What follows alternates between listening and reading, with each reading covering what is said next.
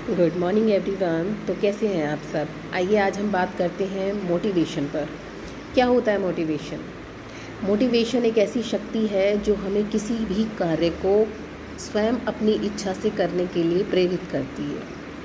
अगर इंसान के अंदर मोटिवेशन होगा तो वो अपने सारे कार्यों को आसानी से खुद अपनी इच्छा से समय पर समाप्त कर सकता है। अगर इंसान के अंदर मोटिवेशन नहीं होगा तो उसको उसी कार्य को करने में बहुत टाइम लगेगा और हो सकता है वो उसमें सफल भी ना हो। तो मैं बताती हूँ कि ये मोटिवेशन दो तरह की होती है, एक इंटरनल मोटिवेशन और एक एक्सटर्नल मोटिवेशन, यानी आंतरिक प्रेरणा और एक बाह्य प्रेरणा। आंतरिक प्रेरणा क्या होती है, जो हमें अंदर से प्रेरणा देती है किसी काम को करने की, जिस काम को करके हमें खुशी महसूस होती है, आनंद महसूस होता है। जैसे मैं फ़िट रहना चाहता हूँ और स्वस्थ रहना चाहता हूँ, उसके लिए अगर मैं एक्सरसाइज करता हूँ, योगा करता हूँ, तो ये हमारे लिए आंतरिक प्रेरणा है। लेकिन अगर बाह्य प्रेरणा क्या होता है, बाह्य प्रेरणा जिसको करके हमें धन संपत्ति या कुछ लाभ पहुँचता है, दूसरों से कुछ प्राप्त होता है, तो उससे हमें जो मोटिवेशन मिलती है उसको हम बाह्य प्रेरणा कहते हैं। अब मोटिवेशन अगर इंसान के अंदर होगी तो उससे क्या क्या फ़ायदे होते हैं। इससे व्यक्ति स्पष्ट रूप से जानता है कि उसको लाइफ में क्या करना है और वो टाइम से अपने सभी काम अपना गोल सेट करके अपने सभी काम समय पर समाप्त कर सकता है। इसके अलावा उनको पता होता है कि उनके लिए जीवन में क्या महत्वपूर्ण है और क्या नहीं। ऐसे व्यक्ति जो होते हैं जिनके अंदर मोटिवेशन होती है, वो अपने सपनों को भी पूरा कर सकते हैं। तो मोटिवेशन के फ़ायदे ही फ़ायदे हैं कि हर इंसान में मोटिवेशन होनी चाहिए, लेकिन किसी में होती है और किसी में नहीं होती है।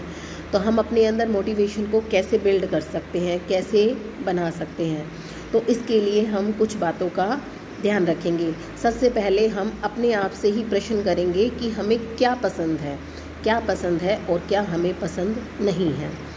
तो जो चीज़ें हमें पसंद है, हमें उसमें कार्य करके अपनी पसंद को के कार्य करके हम अपने कार्यों में सफल हो सकते हैं। और जो कार्य हमें नापसंद है उसमें भी अपनी कमियों को दूर करके और उसमें भी हम अपना इंटरेस्ट जगाकर हम अपने कार्यों को कर सकते हैं। दूसरा, अपना लक्ष्य निर्धारित करें। हमें किसी कार्य को करना है तो उसके लिए अपना उद्देश्य यानी लक्ष्य निर्धारित करना बहुत ज़रूरी है।